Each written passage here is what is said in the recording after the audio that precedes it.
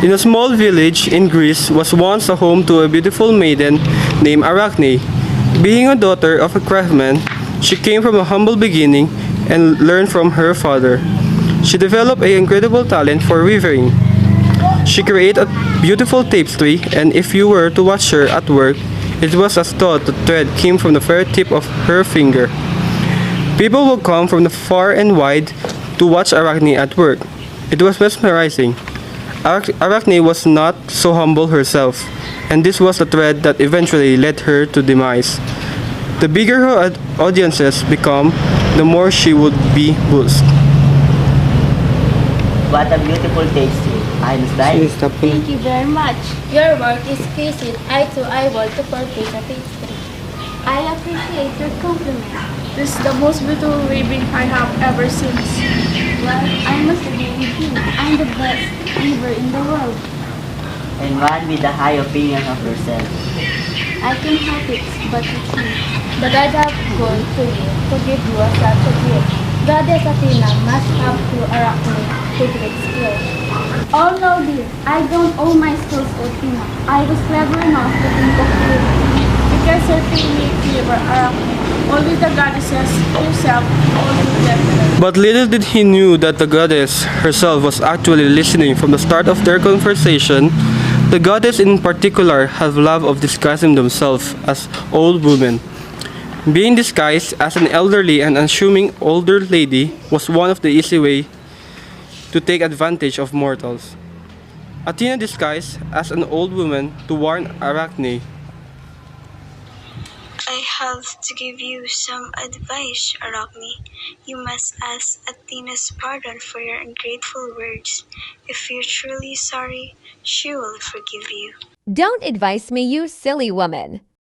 I owe nothing to Athena. Arachne, stop. Look at the old woman. She's changing. Yes, she's changing. It was Athena. Yes, it is Athena. Your ungrateful goes to hell. I accept your challenge of the weaving contest. The story of Arachne and Athena end up with the weaving contest, each desperately trying to better the other. Athena created a tapestry of all the goddesses on Mount Olympus, woven from the very fabric of the earth as a goddess could thread of cloud and blades of grass made from the very stunning of piece of work. It represented the god in all their respective power and glory. Arachne, the picture, however, was much different. While still intricate and breathtakingly beautiful, she depicted the god at their worst, drunk and disordered, and abused their power as some of the worst Greek gods often did. While Arachne waved tapestry that make fun of the gods, Athena felt insult on Arachne's tapestry. She stepped forward, her grooved eye blazing anger. Athena, what will you to do with Arachne? Such a mortal must be funny. Since you love weaving, go ahead and continue. Athena put a spell on Arachne. Soon Arachne's body shrank and turned into a black orb. Her limb turned into an 8-printed leg. Arachne's body began to change. The strand of thread curled out of Arachne's mouth.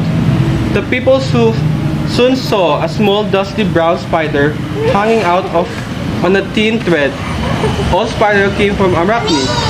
When we saw spider, they remembered that it was not wise for a human to say they are equal to the god.